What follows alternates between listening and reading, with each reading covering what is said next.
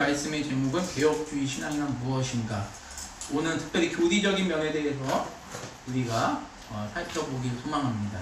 오늘 말씀의 핵심은 그렇습니다. 하나님으로 시작하여 하나님으로 끝나는 것. 어떻게 보면 참 우리한테는 용납할 수 없는 주제이기도 하고 화가 나죠. 왜 하나님에게만 시작하고 하나님에게서만 끝납니까? 왜 나에게서 시작되는 건 하나도 없죠? 없죠, 당연히. 인간은 아무것도 아닌 존재이기 때문에. 인간은 무입니다, 무. 먼지만도 못한 게 인간이고 안개와도 못한 게 인간입니다.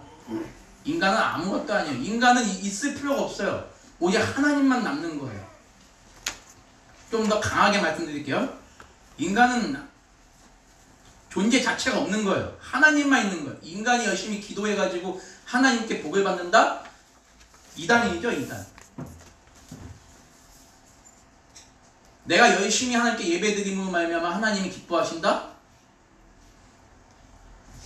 하나님만 남아야죠. 하나님.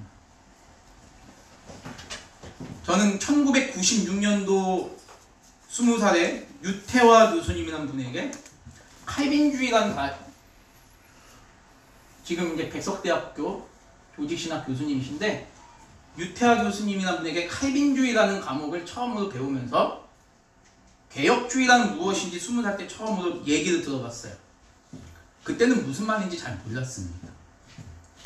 칼빈주의, 아브라함 카이퍼의 칼빈주의 강연을 가지고 16주 동안 수업을 해주셨는데 참 어려웠어요. 칼빈주의와 국가, 칼빈주의와 정치, 칼빈주의와 경제, 칼빈주의와 종교, 칼빈주의와 어린이, 칼빈주의와 교육, 칼빈주의와 문화, 칼빈주의와 산업, 이런 걸 가지고 16주 동안 수업을 해주셨는데 무슨 말인지 하나도 못 들었어요.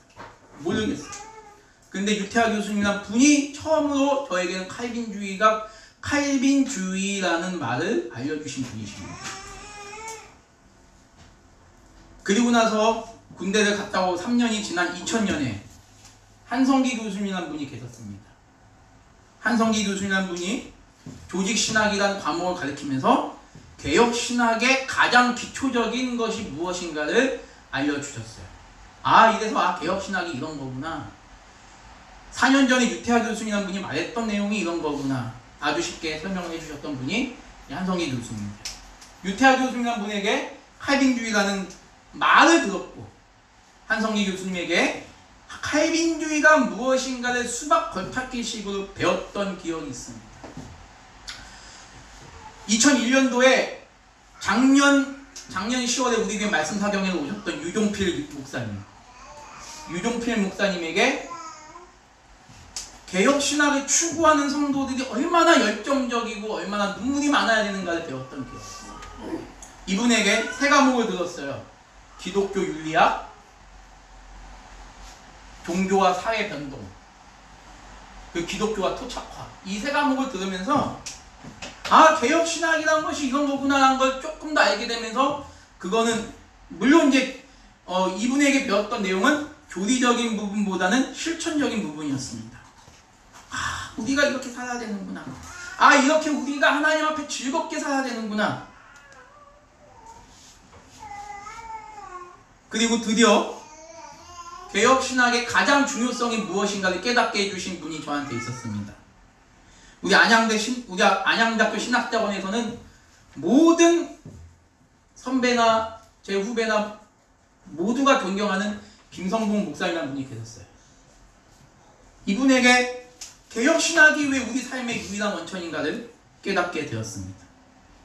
왜 이분이 말하는 내용이 아니라 하나님이 말씀하시고자 하는 것이 무엇인가를 이분을 통해서 깨닫게 되면서, 그 조직신학 수업이었지만 마치 붕해와 같은 그 수업을 통하여 삼위일체 하나님의 존재, 하나님의 역사하심, 하나님의 성품, 우리를 향하신 창세전에 그 하나님의, 우리를 택하신 그 하나님의 무궁무진한 그 은혜를 맛볼 수 있는 시간이 이분을 통해서 맛보게 됐죠.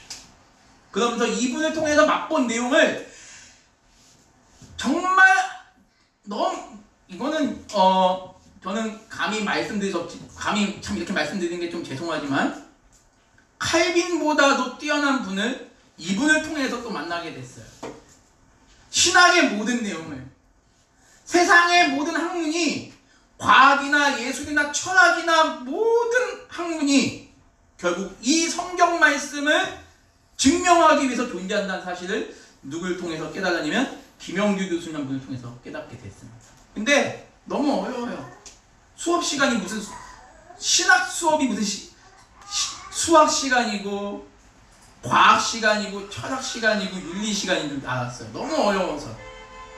근데 이분을 통하여 우리가 깨닫는 바는 뭐였냐면, 많은 학생들이 깨닫는 뭐냐면, 단순히 성경을 아는 것이 개혁신학이 아니라 이 성경 말씀이 온 우주 만물이 존재하는 모든 곳에 다 적용되는구나. 수학이면 수학, 과학이면 과학, 물리면 물리, 의학이면 의학, 그 모든 내용. 그렇기 때문에 개혁신학은 너무나 어렵고 너무나 깊이 있구나. 그래서 저는, 이건 저의 표현입니다. 요 한성기 교수님 분을 저에게는 개혁신학의 A라고 한다면, 이분은 저에게 개혁신학 S라인이에요. 그러다가 이 어려운 것을 정말 명쾌하고도 쉽게 설명해 주신 분이 있었으니, 올해 우리 교회 올해가 아니죠, 작년이죠. 작년 4월에 우리 교회 말씀 집회에 오셨던 이승구 교수님. 이 어려운 것을 아주 쉽게 설명해 주세요. 그래서 저는 이 이승구 교수님을 통하여 개혁신학의 기쁨이 무엇인가를 깨닫게 됐죠.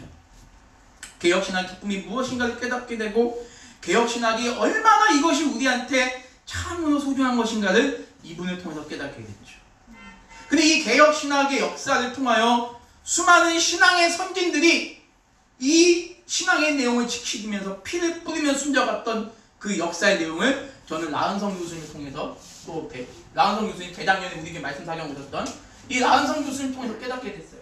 수많은 신앙의 여성들이, 수많은 이름 모를 수많은 신앙의 남성들이 얼마나 이 보배로운 신앙을 지켜가기 위해서 죽어갔는지를 이 라은성 교수님을 통해서 깨닫게 됐죠.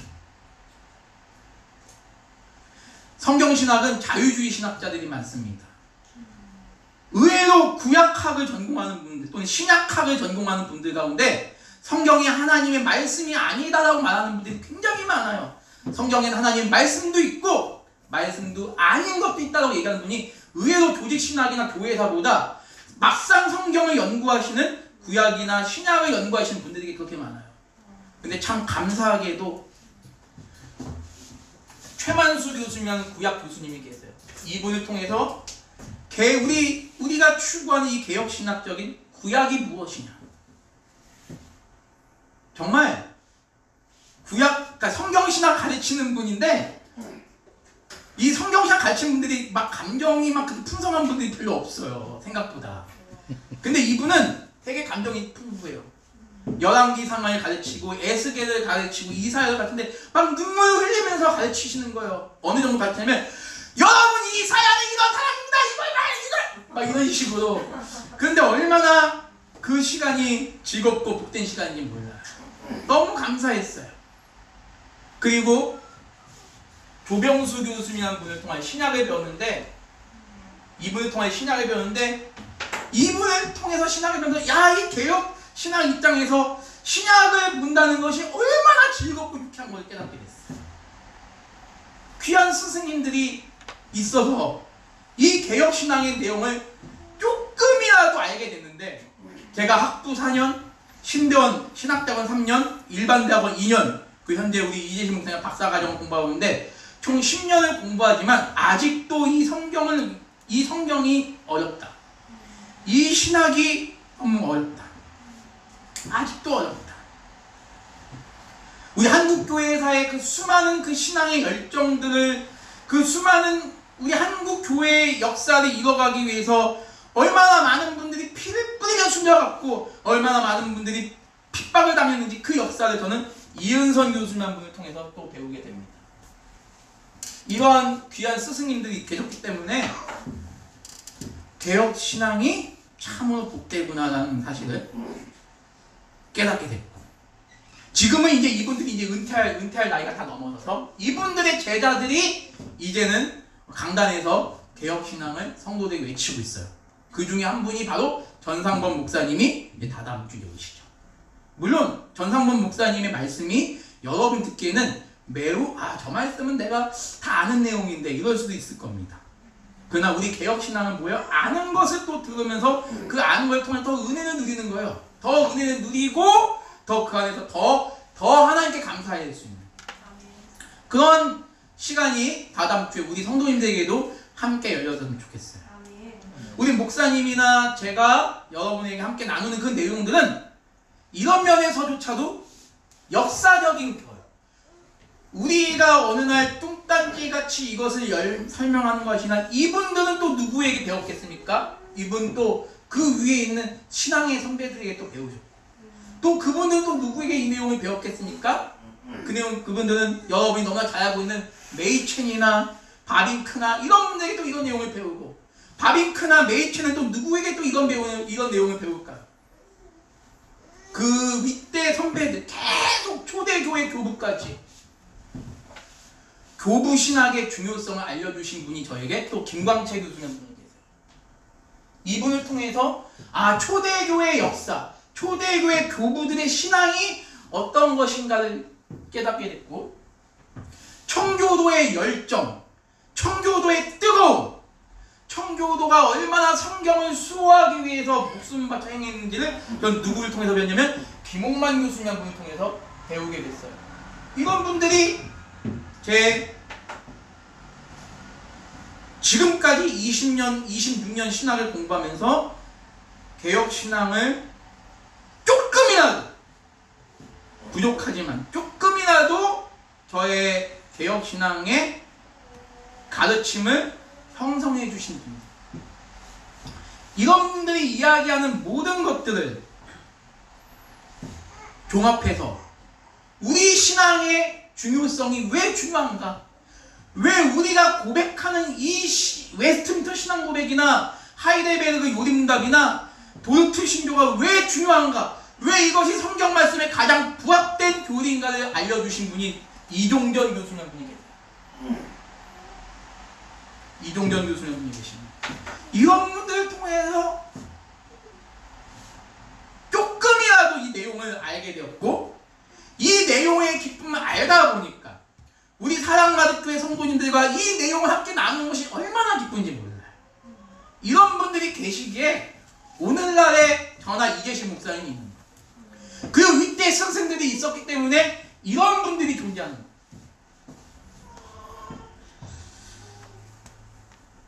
이런 분들을 통해서 우리가 그럼 개혁주의 신앙이 무엇인가를 제가 30가지로 한번 요약을 해봤어요. 처음에 10가지는 이분의 책에 나오는 내용이에요. 처음에 10가지는 개혁파 신앙이란 무엇인가 이분이 번역 일본 목사님이신 마키다 요시카즈라는 분이 쓰신 책인데 이분이 번역을 하셨어요. 이종정 교수님이. 나머지 20가지는 제가 지금까지 배웠던 신앙의 내용들을 함께 거의 적용해서 한번 풀어본 내용이니까 한번 여러분들과 함께 이 내용을 함께 나누는 시간이 되었으면 좋겠어요. 한번 따라 볼게요. 개혁파 신앙은 하나님 앞에 철저하게 살아가는 신앙이다. 개혁파 신앙은 하나님 앞에 살아가는 신앙. 개혁파 신앙은 하나님 앞에 코람데오 하나님 앞에 고신대학교 천안에 있는 고신대학교 신학대학원 정문 앞에 코람데오라는 큰 비석이 있어요. 하나님 앞에 철저하게 살아가는 신앙이다. 두 번째 한번 따라해 볼게요. 개혁파 신앙이란 하나님의 말씀인 성경을 철저하게 중시하는 신앙이다. 저와 여러분의 신앙의 뼈대는 오직 성경입니다. 아멘. 오직 성경. 이 사실을 여러분께서 늘 잊지 마시기를 소망합니다. 아멘. 세 번째 따라 해볼게요. 개혁파 신앙이란 순수한 교리를 철저하게 추구하는 신앙이다. 우리는 교리를 철저하게 추구하는 신앙입니다. 많은 복음주의 교회들이 오직 성경만을 강조하다 보니까 교리는 중요하게 여기지 않아요. 그러나 그 성경에 있는 모든 하나님에 관한 지식을 체계적으로 일목요연하게 풀이한 것이 바로 교리이죠. 교리가 성경보다 나을 수는 없습니다. 하지만 교리는 우리의 신앙, 그 성경을 제대로 바라볼 수 있게 해주는 안경의 역할을 우리 교리가 하기 때문에 우리는 이 교리를 철저하게 추구해 나가야 될 것입니다. 네 번째 따라할게요. 개혁파 신앙이란 삼위일체 하나님을 철저하게 중심으로 하는 신앙이다. 우리가 믿고 고백하는 하나님. 그렇기 때문에 저와 여러분들은 하나님이 어떻게 존재하고 어떠한 속성을 가지고 계신지 우리는 그걸 늘 깨달아 나가요. 삼위일체 하나님의 이론적인 지식뿐만 아니라 그 삼위일체 하나님을 믿음으로 우리가 어떠한 삶을 살아가야 될 것인가를 늘 우리 자신을 늘 돌아보면서 살아갈 수 있는 그런 믿음이 저와 여러분에게 있기를 간절히 소망합니다. 아멘. 자, 다섯 번째 따라할게요. 개혁파 신앙이란 예정론에서 하나님의 구원의 은혜를 철저하게 중시하는 신앙이다. 성경은 예정에 관한 이야기들이 너무나 많아요. 우리 신앙은 뭐예요? 우리의 구원은 어디서 찾습니까? 하나님의 절대적인 주권. 창세전에 삼위 하나님이 예정 가운데서 우리의 구원은 찾게 되죠. 나의 공로가 아닌 하나님의 전적인 은혜. 우리 이 사실을 늘 고백할 수 있는 여러분 되시기 소망합니다. 아멘. 여러분들이 지금 이곳에 계신 건 뭐죠? 하나님께서 창세전에 우리를 사랑과 득표의 성도로 이루어주신 거예요. 이 사실을 부인할 수 없어요. 그렇죠? 그럼 전 세계에 있는 많은 교회들의 모든 성도들은 뭡니까? 하나님이 창세전에 우주적 교회 가운데 함께 불러 모아주신 거죠. 지금은 우리가 한계가 있기 때문에, 물리적 한계가 있기 때문에 모든 교회가 따로따로 떨어져 예배를 드리겠지만 언젠가 주님이 오시는 그 날에는 모든 교회가 하나의 교회로서 주님을 찬양하고 경배할 때가 있을 줄 믿습니다. 아멘. 여섯 번째 따라해볼게요. 개혁파 신앙이란 선한 생활을 철저하게 중시하는 신앙이다.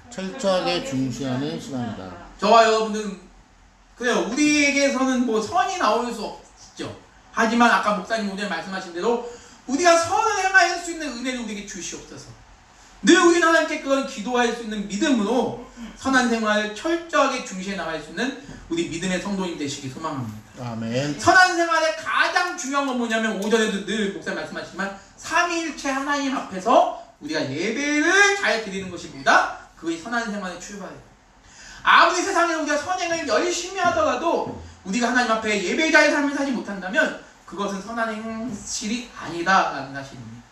먼저 예배부터 우리의 신앙생활을 여러분들 잘 차곡차곡 잘 쌓아가시기를 간절히 소망합니다. 아멘. 일곱 번째 따라할게요. 개혁파 신앙이란 유신론적 범주 안에서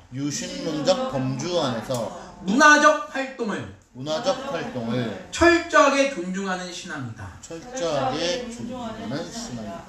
우리 개혁 신앙은요, 문화를 장려하는 신앙입니다.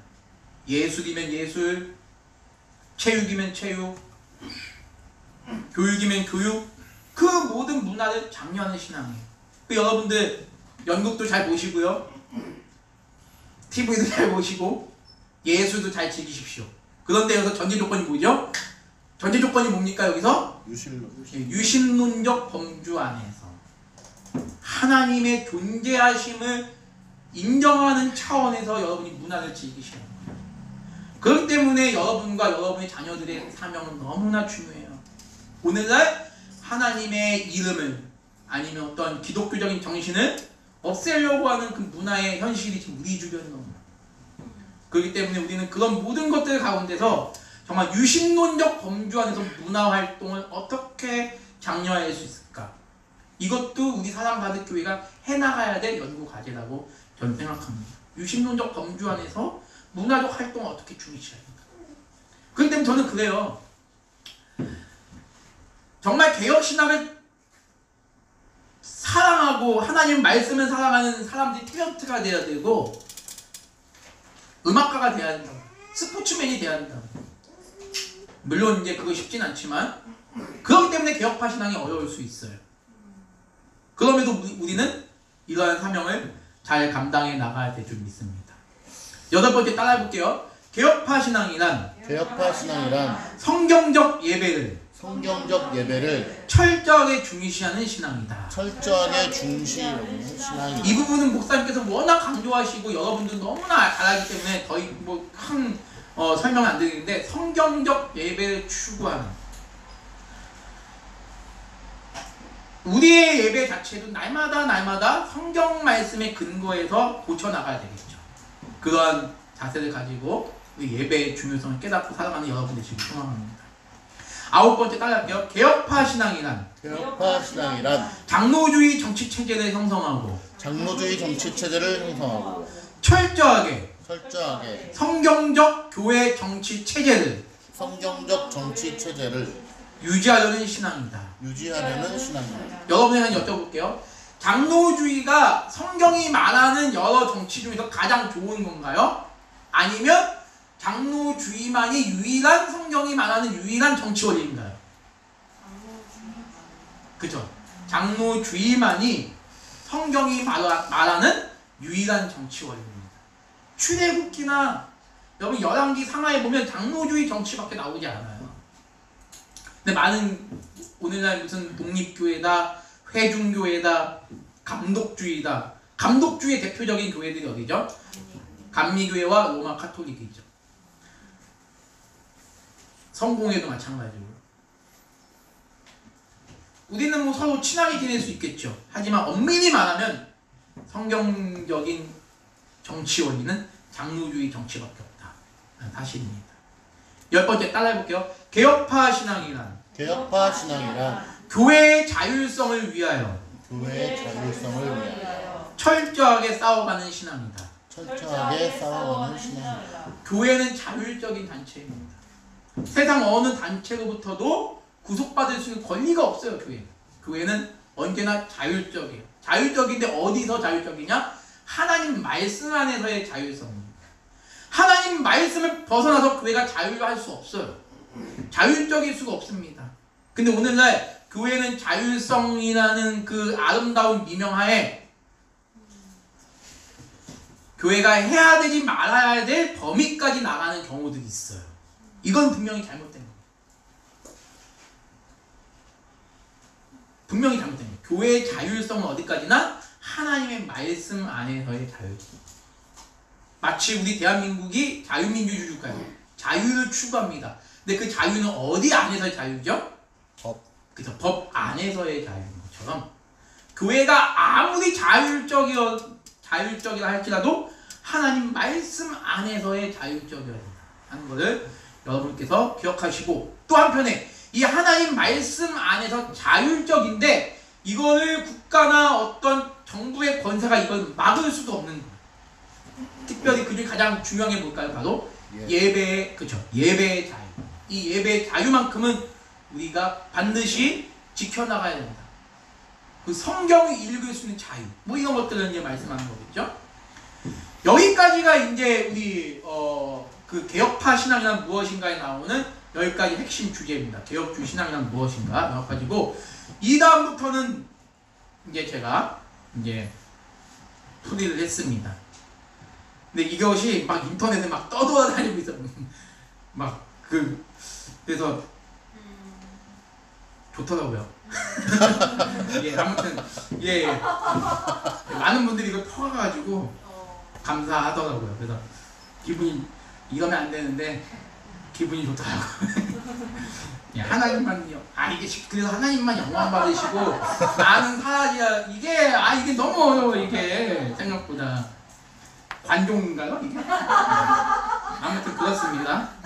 예, 그럼 따라해볼게요. 개혁파 신앙이란 성경을 해석하고 세상 가운데 세상 가운데 성경 말씀을 성경 말씀을 실천하는 데 있어서 실천하는 데 있어서 두 가지 입장을 견지한다. 두 가지 입장을 견지한다. 성경을 해석하고 이 성경 말씀을 세상 가운데 실천하는 데 있어서 두 가지 입장을 견지하는데 첫 번째는 뭐냐? 따를게요. 오직 성경. 오직 성경. 두 번째는 뭘까요? 전체 성경. 전체 성경. 오직 성경과 전체 성경의 원리가 우리 성경을 읽고 삶에서 실천하는 원리다 라는 사실을 여러분께서 기억해 주시길 바랍니다.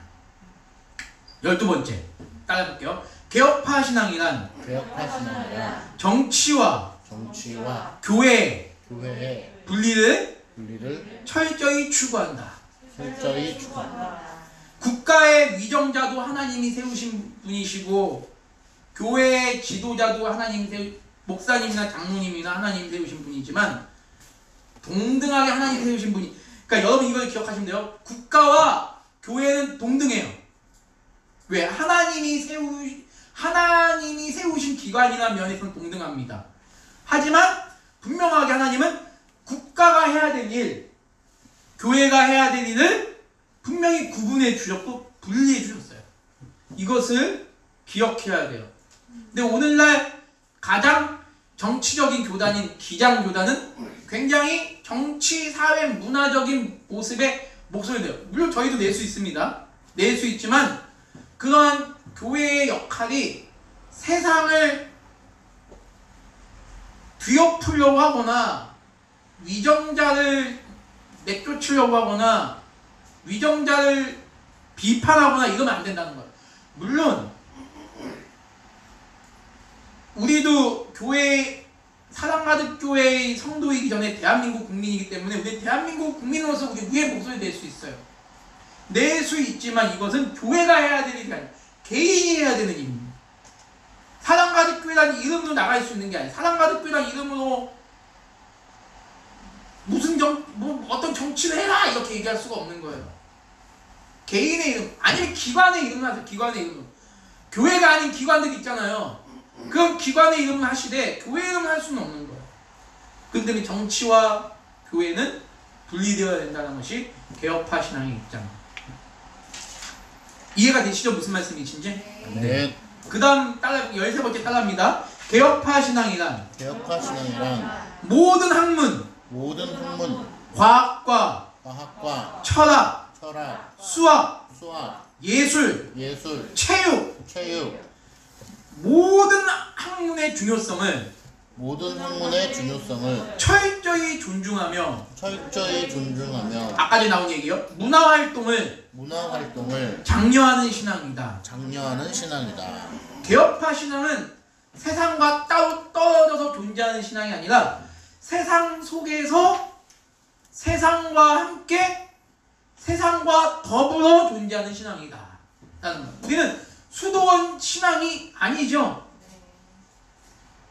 어떤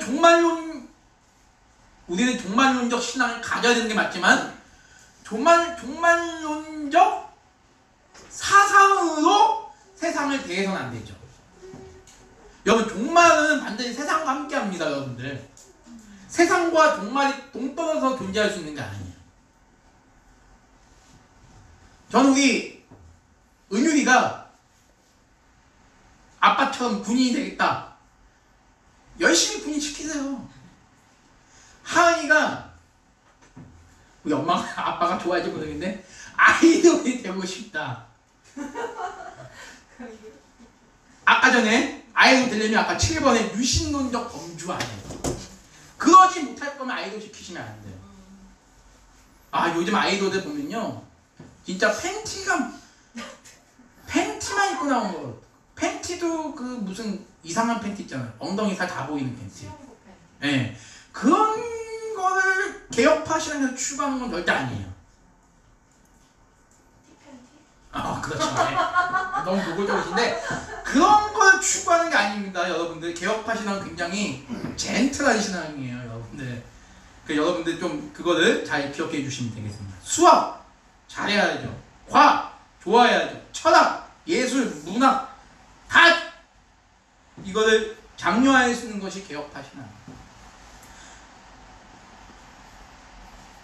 자, 14번째 따라해볼게요. 개혁파 신앙은 개혁파 신앙은 은사를 부인하진 않으나 은사를 부인하지 않아 은사주의는 배격하며 은사주의 천주교회 천주교회 신비주의 역시 신비주의 역시 거절하는 신앙입니다. 거절하는 신앙이다. 여러분, 개혁파 신앙은 굉장히 상식적입니다. 여러분,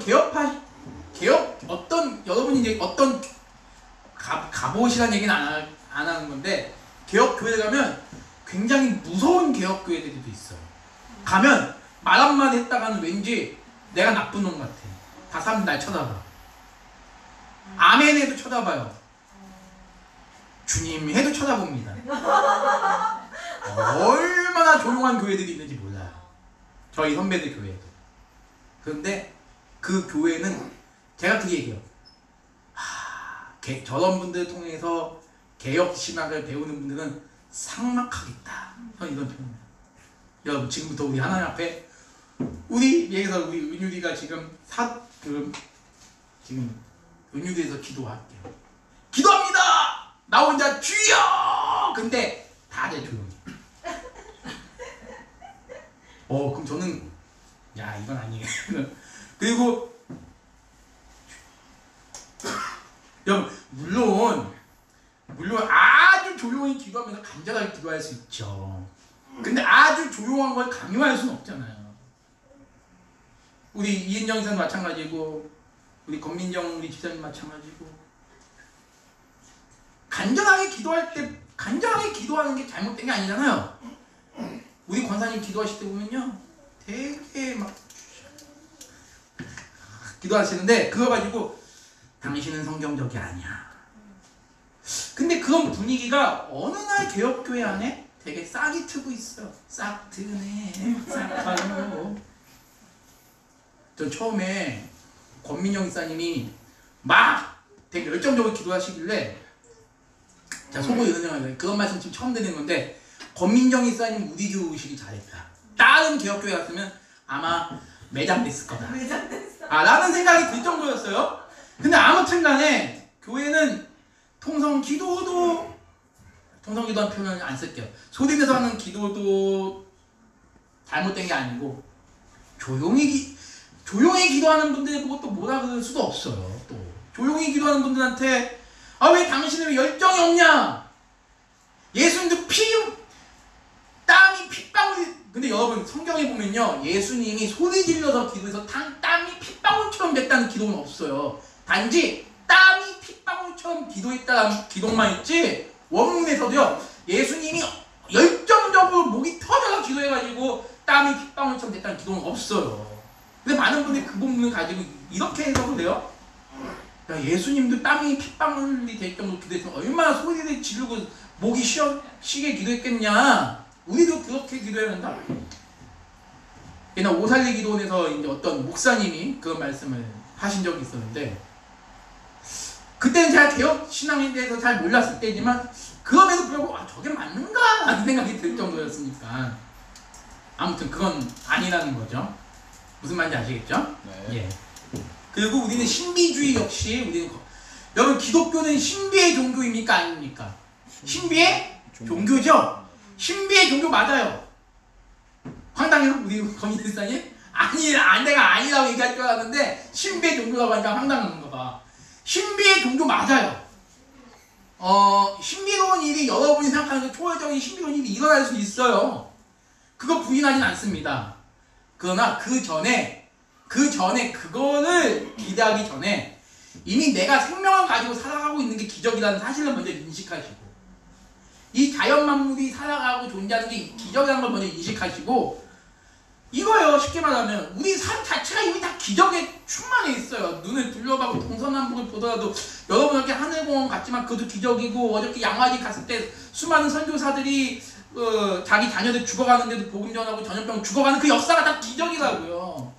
근데 그거는 기적이 아니야. 기적이 아니고 역사의 한 흐름이고, 진짜 기적은 뭐야? 금 나와야 돼. 금이 딱 나와야지 그 기적인 거야. 그런 기적을 추구하는 게 아니죠, 우리는. 아멘. 기독교 신비주의적인 종교는 맞아. 신비의 종교는 맞지만 그것을 우리가 생각하고 있는 어떤 그런 게 아니니까 기독교가 말하는 신비는 더 고차원적인 신비인 거죠. 그러니까 여러분 이거를 잘 기억하시면 좋을 것 같습니다. 15번째 따라해볼게요. 개혁파 신앙은 개혁파 신앙은 주일 외에 주일 외 어떠한 절기도 지키지 않고 어떠한 절기도 지키지 않고 카톨릭의 가톨릭의 사순절도 지키지 않는다. 사순절도 지키지 않는다. 근데 오늘날 많은 교회들이 특별히 이제 감리교회나 성결교회는 사순절을 많이 지키죠. 근데 우리는 여러분 참 종교개혁 역사 가운데 이러한 절기를 지키지 않기 위해서 여러분 부활절을 지키지 않았다고 참 온 가족이 몰살당한 역사도 있어요. 부활절을 안 지켰다고.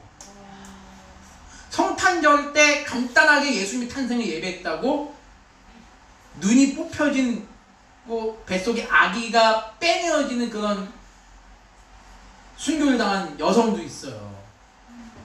나은성 교수님이 그쪽에 또 전문가시거든요. 그런 역사들도 있습니다.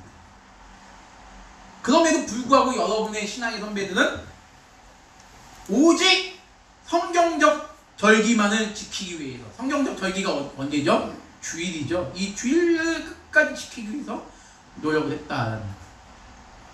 16번째는 좀 여러분이 이해할 수 없는 부분인데 한번 읽어볼게요. 개혁파 신앙이란 개혁파 신앙이란 구원의 서점을 구원론에서 찾지 않고 어디서 찾을까요?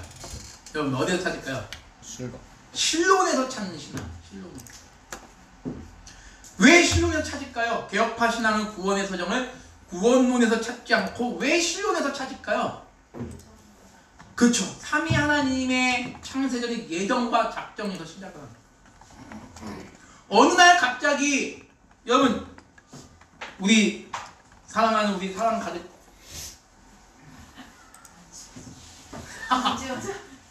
와 이거 자 이따 할게요. 제가 조직 신학의 순서를 한번 여러분 수준 높으니까 한번 일단 성경론이 모든 우리 신앙의 전제는 성경론이기 때문에 성경론 출발하고 성경론 다음에 뭐가 있죠? 신론. 예, 장로님 어유 굿입니다. 예. 기독론 전에 하나님과 인간론. 그 다음에 기독론. 그 다음에 구원론. 그 다음에 교회론. 마지막으로 종말론이 있거든요. 근데 구원의 서정, 그러니까 구원의 순서가 있어요. 뭐 부르심부터 소명 이렇게 해서 예 중생 뭐 다칭이 이런 게 있는데 그걸 다루는 분과는 구원론이 맞아요. 구원을 다루는 건 맞는데 그러면 그렇다고 해서 구원론에서 다룬다고 해서 그러면 여러분들의 구원이 구원론에서 시작이 되냐가 아니라는 거죠. 저와 여러분의 구원은 이미 신론에서부터 이미 그것이 출발해 나간다. 신론에서. 에베소서를 보시고 로마서를 보시고 히브리서를 보시고 갈라디아서를 보시고 고린도 전후서를 보시더라도 우리의 구원의 순서는 신론에서부터 시작됩니다. 신론에서부터 시작된다는 사실, 권민정 집사님의 구원이 신론에서부터 시작된다는 사실을 권민정 집사님 부인하잖아요. 그러면 권민정 집사님의 존재 자체도 신론에서 찾을 수가 없어요. 좀 어렵죠. 쉽게 설명하면 세상을 창조하기 전에 하나님이 저와 여러분들을 하나님의 백성으로 선택하는 것에서부터 우리의 구원의 서정을 이야기할 수 있다. 그러니까 이거를 부인하는 사람들은 어떻게 얘기를 하죠? 너가 구원받을지 안 받을지는 지금도 하나님은 몰라. 전 진짜 그런 설교 들어봤어요. 언제 들어봤냐면 제가 제 친구 중에 지금 리게릭 병이죠? 리게릭 몸 루게릭. 아 루게릭 죄송합니다. 루게릭 맞나요? 루게릭 병에 걸린 제 친구가 있어요. 권태범이라고. 이 친구가 지금도 못 일어나고 있는데 모기가 물어도 아내가 와가지고 쳐주지 않는 이상 모기가 물어도 잡을 수 없어요. 몸을 못 죽이니까. 근데 이 친구가 자 예전에 친구랑 한번 싸워가지고 제 교회를 안 나간 적이 있었어요. 2주 동안 삐져가지고. 근데 이 태범이라는 친구가 야 윤성아 그럼 너 우리 교회 와라. 그래서 갔어요. 그 교회가 감리교회예요. 감리 이름도 기억나. 한문철 전도사님이요. 한문철 전도사인데 그분이 여러분들은 하나님이 구원받았는지 안 받았는지 몰라요 아직도. 왜 모르냐면 여러분들이 죽을 때 얼마만큼 열심히 살아왔느냐에 따라서 하나님이 여러분들 구원하실 것이다. 이런 얘기를 하신 게 제가 지금도 기억이 나는데 여러분 하나님이 여러분이 구원받을지 안 받을지 모르면 그게 하나님입니까? 아니 하나님이 여러분 미래조차도 모른다고 하니까 미래조차도 모른대요. 그 전도사님이. 저는 그게 모든 교회가 이용을 했는데 알고 보니까 나중에 그것이 알미니안주의 웨슬리주의구나 깨닫게 됐지만 하나님이 여러분이 내일 어떻게 될지도 모른다 그러면 그 하나님 불안해서 어떻게 믿을 수 있겠어요 여러분들? 하나님 내일은 난 몰라요. 하나님도 몰라요. 여러분 그 하나님 믿으시겠습니까? 사랑하는 우리 주한이, 은율이, 노율이, 뭐 다윗 미래가 어떻게 될지 몰라. 깜깜해. 하나님 우리 아이들을 지켜주십시오. 야 내가 네 아이, 내가 니네들 아이들 어떻게 알아 내가. 나도 내 일을 모르는데 하나님이 자기 일도 모르는데요. 그게 알미니안입니다. 굉장히 그거. 저는요 제가 장담합니다. 우리 박호준 집사님은 훌륭한 셰프가 될 거예요. 전 알잖아요. 전 이미 셰프가 될 거 알잖아요. 근데 야 네가 어떻게 알아. 나도 모르는데 하나님 이러면 우리가 그 하나님을 어떻게 믿을 수 있겠냐는 거예요. 신론에서부터 우리의 모든 구원의 과정은 다 설명해. 구원론에서 이걸 더 분명하게 이야기를 해주는 거죠. 더 분명하게 얘기해 주는 거지. 이미 신론에서부터 우리 구원의 이야기는 이미 출발이 되는 거예요. 예, 좀 이해가 되실 거라고 생각하고 17번째 따라해볼게요. 개혁파 신앙이란 정부나 주권자를 향한 무력이나 폭력을 허용하지 않으며 우리의 무기는 오직 하나님의 말씀임을 철저하게 견지하는 신앙이다.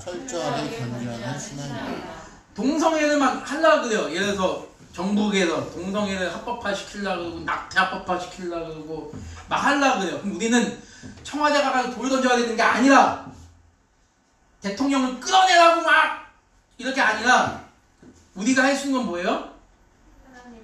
하나님 말씀. 구체적으로 어떻게 행동할까요? 종교개혁자들이 했던 행동, 로마 카톨릭을 향해서 했던 행동.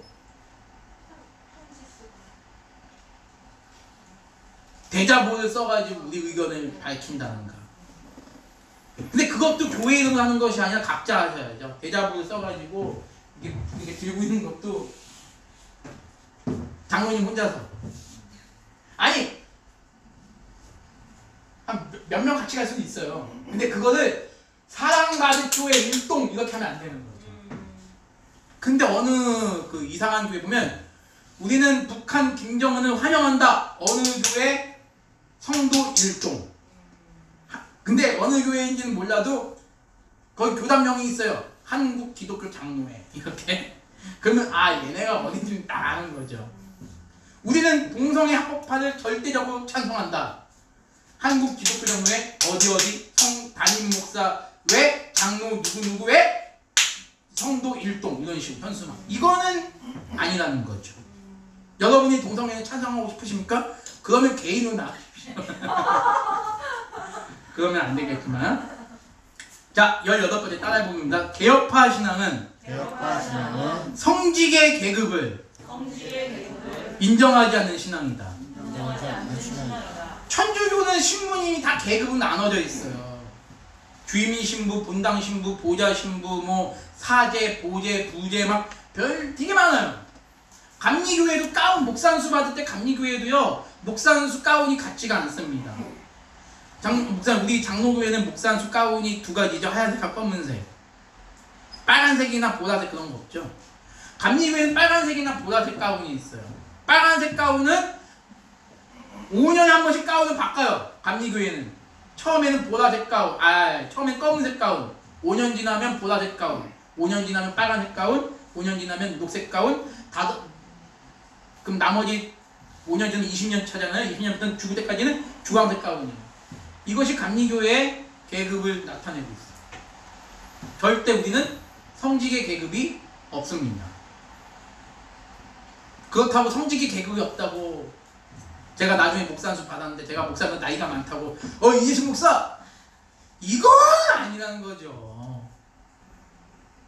그거는 아니라는 거죠. 계급이 없다고 막 나가자는 게 아닙니다. 여러분들 서로 존중하고 서로 사랑하고 이은정 집사님이나 저나 아니면 검예사님 저나 차이가 없어요. 차이가 없지만 서로 존중하는 거죠. 목회자는 목회자답게, 집사는 집사답게. 제가 목사님이니까 나보다 나이가 어리니까 권민정 이건 그 교회 누가 다니고 싶겠습니까?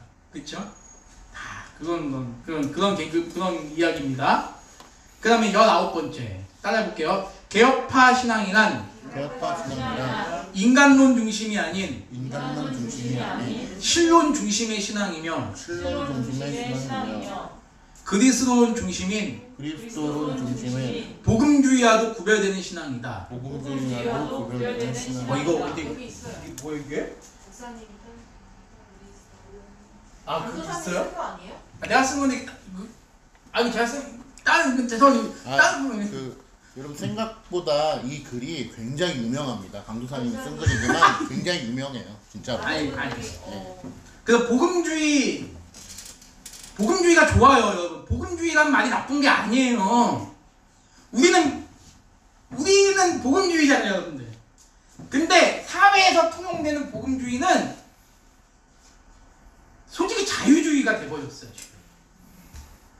우리는 복음주의입니다, 여러분들. 이렇게 얘기하면 또 그죠? 개혁주의가 진짜 복음주의예요, 여러분들. 이렇게 얘기 드릴게요. 차라리 그게 낫다. 개혁주의가 진짜 복음주의. 20번은 보겠습니다. 20번 읽어보게요. 개혁파 신앙이란 신구약의 통일성을 철저히 견지하며 여기에는 신구약 실체의 통일성, 신구약 언약의 통일성, 하나만 더 덧붙일게요. 신구약 교리의 통일성, 신구약 실체의 통일성, 신구약 언약의 통일성, 신구약 구약의 통일성이 세 가지인 거예요. 세 가지. 신구약 통일성 얘기할 때는 신구약은 뭐야? 신약이나 구약이나 실체가 같다. 어떤 실체가 같다는 거죠?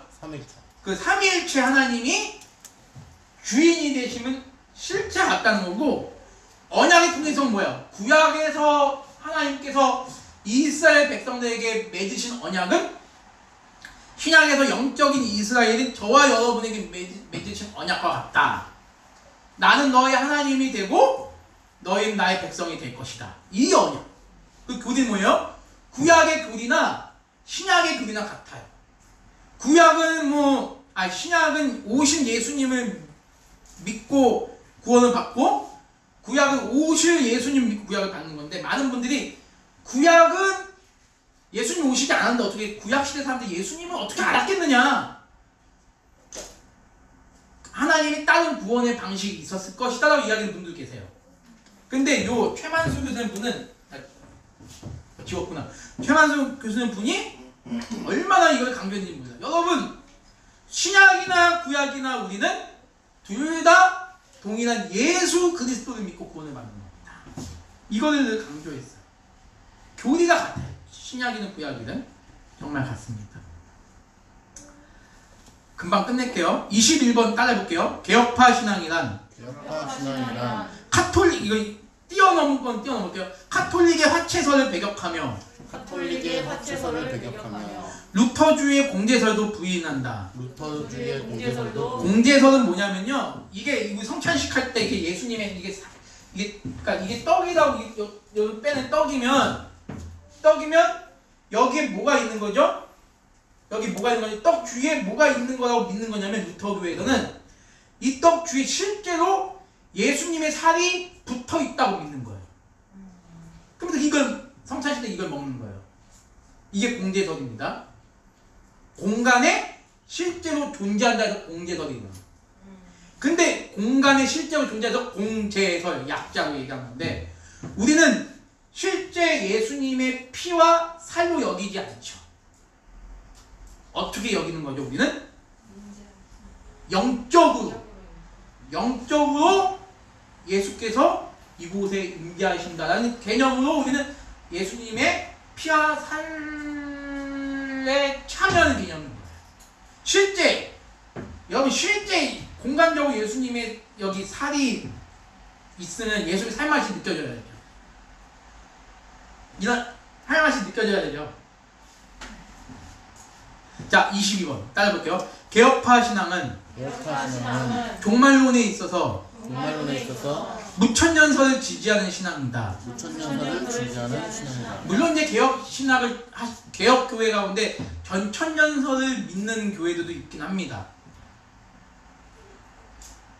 우리 교단에도 그런 목사님들이 있고요. 근데 제가 강도사 시험 볼 때요, 대신교단이 성경적으로 믿고 성경적으로 따른 종말론에 대해서 진술하시었는데요, 전천년설을 썼던 사람 다 떨어졌어요. 다 떨어지고 무천년설에 대해서 설명하신 분들은 다 합격을 했어요. 그러니까 많은 분들이 따지는 거죠. 전천년설이 맞다고 배웠는데 이게 뭡니까? 근데 알고 보니까 그 교회들이 있어요. 진짜 있습니다. 큰 교회도 있어요. 근데 대체적으로 그러니까 22번은 조금 교단마다 차이점이 있어요. 이제 예를 들면 합동측 같은 경우는 전천년설도 이제 인정하죠. 근데 우리는 교회 헌법에, 우리 대신교단 헌법에 우리는 이미 공식을 수록이 있어요.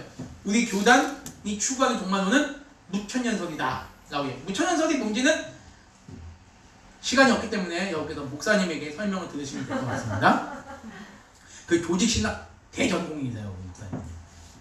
자, 23번 따라볼게요. 개혁파 신앙이란 눈에 보이는 교회를 완전한 교회로 보지 않고 이 땅의 교회를 아직은 악의 세력과의 치열한 싸움을 해나가는 전투하는 교회로 본다. 개혁파 신앙은 공교회의 연합을 중시한다. 우리 사랑가득 교회가 아무리 여러분들이 봤을 때 뭐 좋은 교회 제 입으로 이런 얘기하기는 웃기지만 사랑가득 교회가 아무리 좋은 교회고 아무리 이 일대 가운데서 야 사랑가득 교회 안 갈 거면 난 교회 안 다닐래 이런 평가를 받는 교회라 할지라도 우리 사랑가득 교회는 완전할 수가 없죠. 왜 완전할 수가 없냐? 여기는 별의별 사람들이 모인 곳이기 때문에 흥분하는 강유석이 있고 늘 깊은 생각에 빠지고 계신 이재희 목사님, 늘 묵묵하게 교회 성도님들 섬기면서 사랑을 보이시는 장로님이 계시고 눈물 많은 이은정 집사님이 계시고 여성 같은 우리 황소영 집사님이 계시고 우리 외유내강이죠? 외유내강이 우리 김옥정 집사님도 계시고 별 사람 다 있어. 성질 더러운 사람도 있고 나쁜 사람도 있고. 어떻게 교회가 어떻게 여러분들 완전할 수가 없죠. 다 자기만의 그 치명적인 그 약점이 다 있어요. 죄에 대한 약점. 그런 사람들 그 교회마다 안 싸우는 교회가 없어요. 우리는 복받은 교회. 막 머리끄댕 저는요 제가 사역을 24년 했지만 제가 세 번이나 제가 사모님하고 목사님 싸우는 거 사모님 목사님 성도 앞에 싸워요. 그리고 권사님하고 사모님 뭐 머리 잡고 싸우고 이게 바닥에 뒹구는데 제가 설교하고 있는 중에 둘이 싸우는 거예요. 그래서 제가 설교하다 말고 내려가서 만지고 그런 적도 있어요. 물론 지금 그 교회가 없어졌어요. 그런 교회도 있습니다. 별의별 교회가 다 많아요. 그러면 그런 교회가 이단이 아니에요. 이단이 아니야. 완전하지 못해서 그런 거야. 그렇기 때문에 교회는요, 서로 그 이단이 오면요, 만약에 이 신천지가 만약에 사랑가족 교회를 장악하려고 하잖아요? 우리 힘으로만 못 이긴다 그러면 다른 교회한테 도움을 요청해야죠. 그렇기 때문에 우리는 공교회의 연합을 또 중시할 수밖에 없어요. 이 땅 가운데서 우리 교회만이 완전히, 세상에 완전한 교회는 하나도 없어요. 이 땅에 있는 교회는 늘 죄와 싸우는 교회. 이렇게 말씀을 열심히 잘 전할 수 있는 목사님도 죄에 빠질 수 있고, 장로님, 권사님, 집사님 모두가 다 또 심각한 죄에 빠질 수도 있는 거예요. 인간의 육신을 입고 있는 이상은 완전하게 거룩할 수가 없어요. 그렇기 때문에 교회는 늘 죄와 싸우는, 사탄 마귀와 싸우는 그런 교회입니다. 그걸 기억하시고, 자, 이제 7개 남았네요. 24번 시작. 개혁파 신앙에 있어서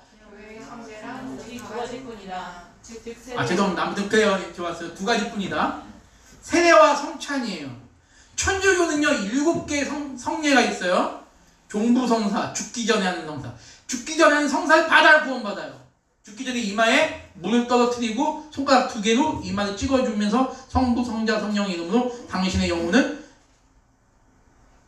연옥생활을 짧게 한대요. 영옥생활을 짧게 하고 천국으로 올라갈 것입니다. 이게 종부성사예요. 이 종부성사를 천주교는요 이겁니다.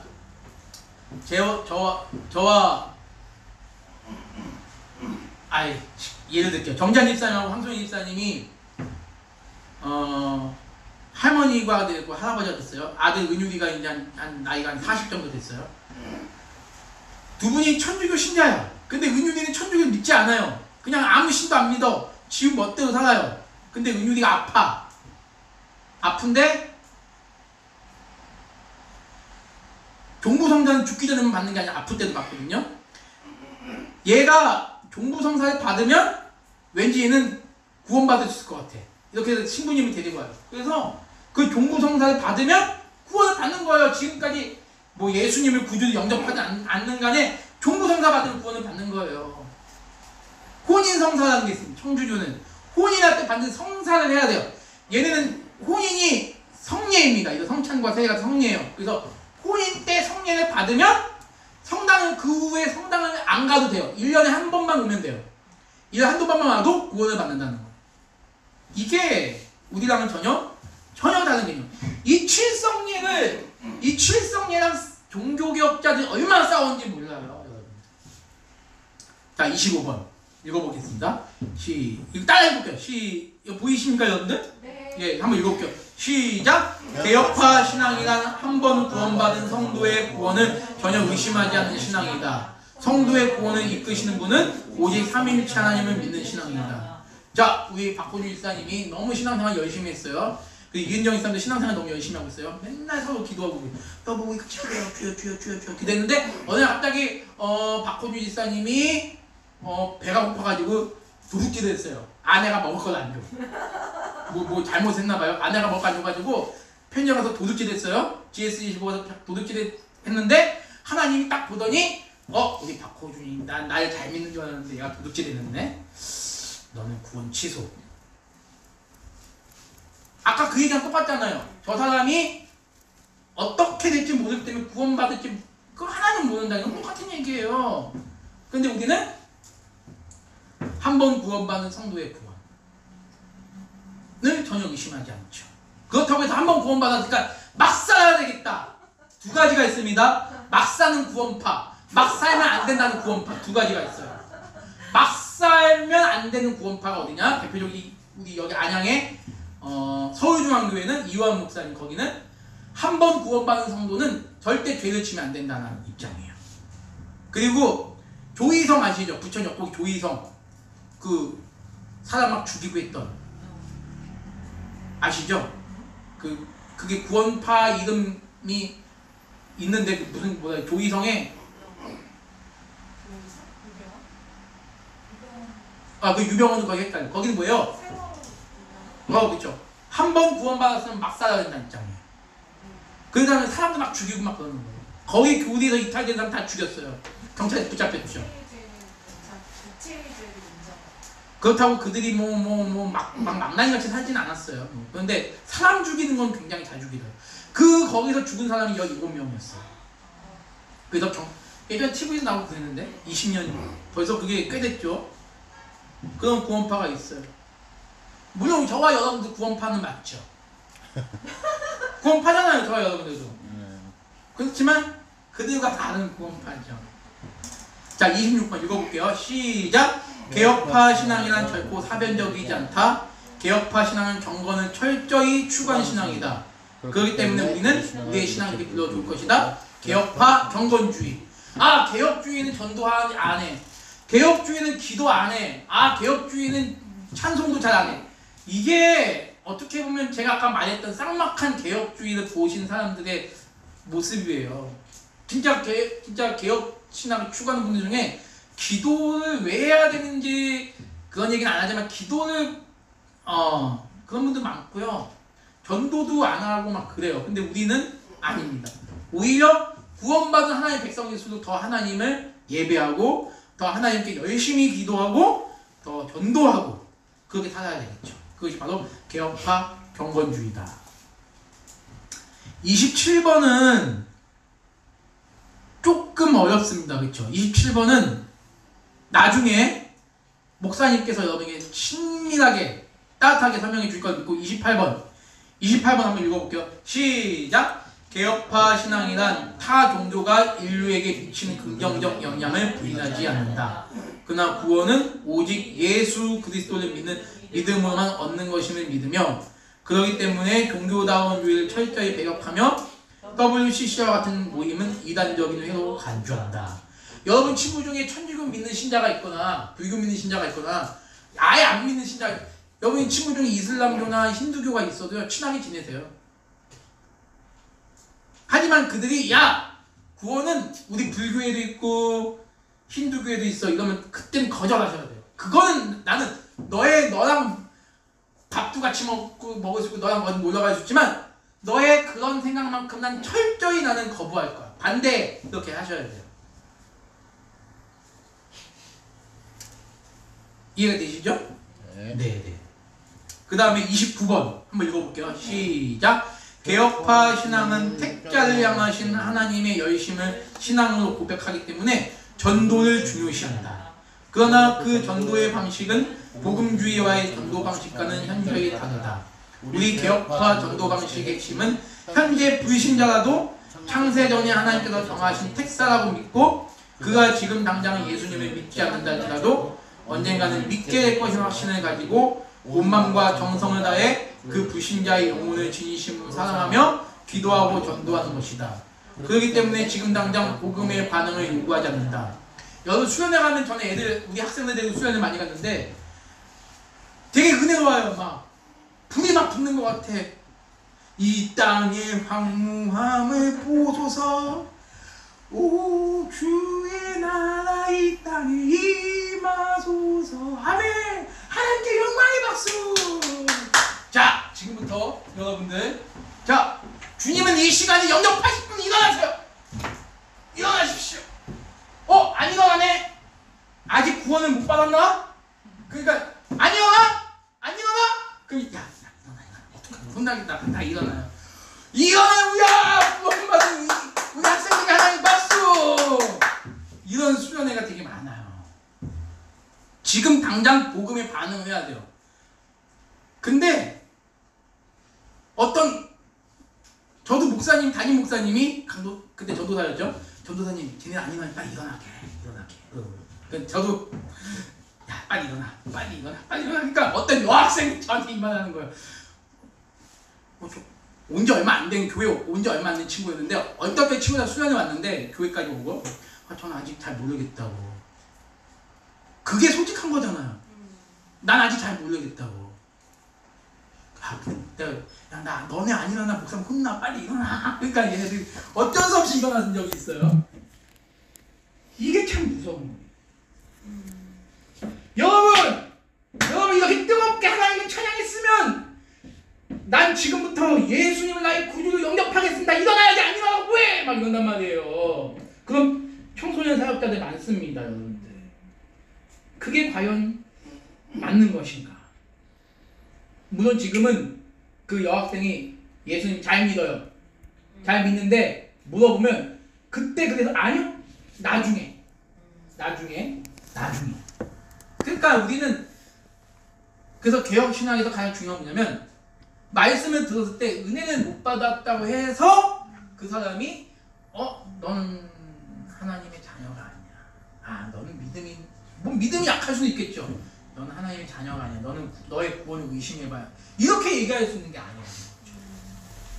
그래서 이상의 내용을 종합해서 볼 때 개혁파 신앙이야말로 하나님 중심, 말씀 중심, 교회 중심입니다. 우리 안에도 아직 전도를 못한 할머니가 계시고 이은정 집사님도 뭐 친척 중이나 뭐 그런 분들 중에 아직 전도를 못한 분이 계시고 우리 권민정 집사님은 늘 기도 제목은 여동생이 믿지 않는 여동생, 오히려 교회에 다니는 자신을 핍박한 여동생의 기도 제목일 텐데 하나님의 때는 몰라요. 하나님의 때는 모르기 때문에 끊임없이 복음을 전하고 그를 위해서 기도하는 거예요. 그를 위해서 기도하는 거예요. 이것이 그 제가 이렇게 30가지를 했는데 이게 어디야 27번만 제가 설명 안 드려서 27번만 설명 안 드리고 나중에 목사님께서 하시고 저도 이걸 설명을 할 수 있겠는데 제가 좀 안 돼요. 이게 지식이 목사님이 이렇게 좀 하시고 이 정도로 마치겠습니다. 교리적인 부분은. 근데 이것만이 개혁주의는 아니겠죠. 이것만이 아니겠지만 최대한 핵심을 한번 뽑아봤습니다. 그래서 여러분들이 우리가 이러한 신앙의 모습으로 살아가고 있구나. 우리가 추구하는 개혁주의 신앙이 바로 이런 것이구나. 이 개혁주의 신앙은 어떤 한 사람의 개인적인 신앙이 아니라 성경을 토대로 역사적으로 이렇게 계승되어지고 지금까지 전수되어졌구나.